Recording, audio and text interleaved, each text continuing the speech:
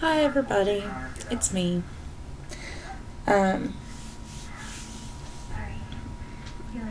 I wanted to make a separate video about what's been going on the past, week and a half, 2 weeks. Because I think that it's going to be important for pre and post-ops alike if you've not had to deal with this problem yet, because it can show up at any time. Usually it shows up within the first 3 months, but according to some websites, it's considered a late complication. And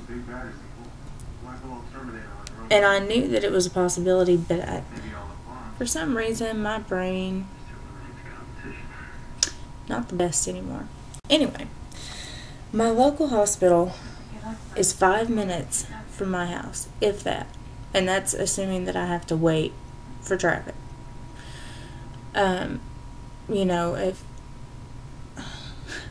If I wasn't going up there for an emergency purpose, I could walk. It's like 3 or 4 blocks from my house. My surgeon is 2.5 to 3 hours away. So they told me that if I had any trouble to go to my local ER and give them the surgeon's number, and then they would handle things with the ER doctor. So that's what I did. I spent 5 days vomiting in varying amounts. But by the 5th day, I was throwing up everything. I was throwing up water. I could rinse my mouth out, and I was throwing it up. So I decided that it would be smart to go to the hospital, because something was obviously not right. When I got there, I was throwing ketones.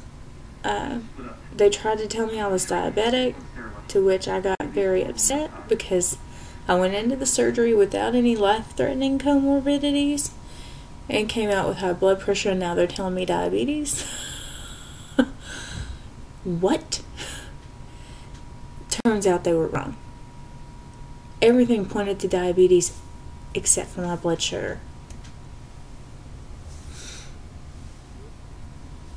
Smart hospital, let me tell you.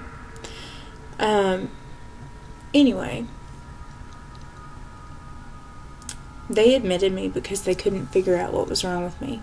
Unbeknownst to me, they didn't call my surgeon for 2 days. When they finally did call him, he said to run an EGD on me.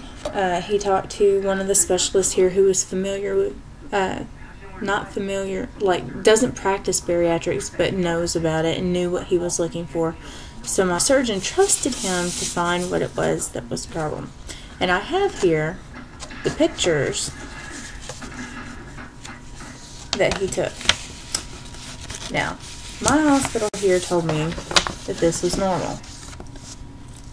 This is what the anastomosis looked like. They said that was normal. I took them at their word because they're doctors and I'm not. And I have no clue what the inside of my stomach looks like. Never seen it before that. Well, so they keep running tests and keep running tests, and they're telling my surgeon that I'm fine. 5 days later, or 4 days later, my IV blows. And they stuck every vein from my shoulders to my fingers. Like, literally. I didn't know that they could put one up here, but they can. Called in anesthesia. Could not get an IV. Blew every vein that I had. So they had to put in what's called a PICC line. They waited to put in my PICC line until the next day. Now keep in mind, I was so dehydrated when I got there, I was throwing ketones through my saliva and my urine.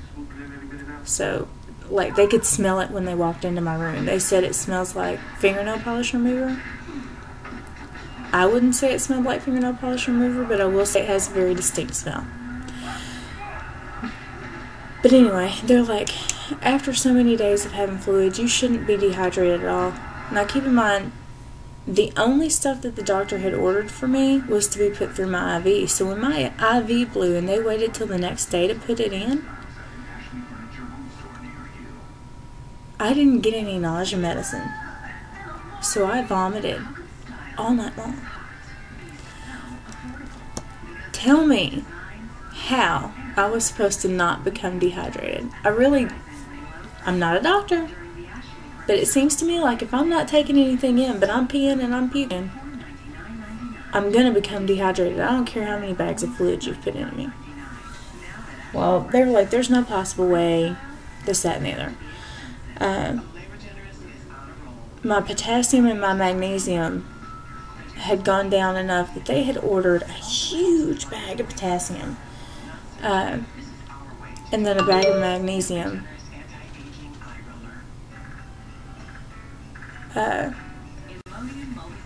Fuck.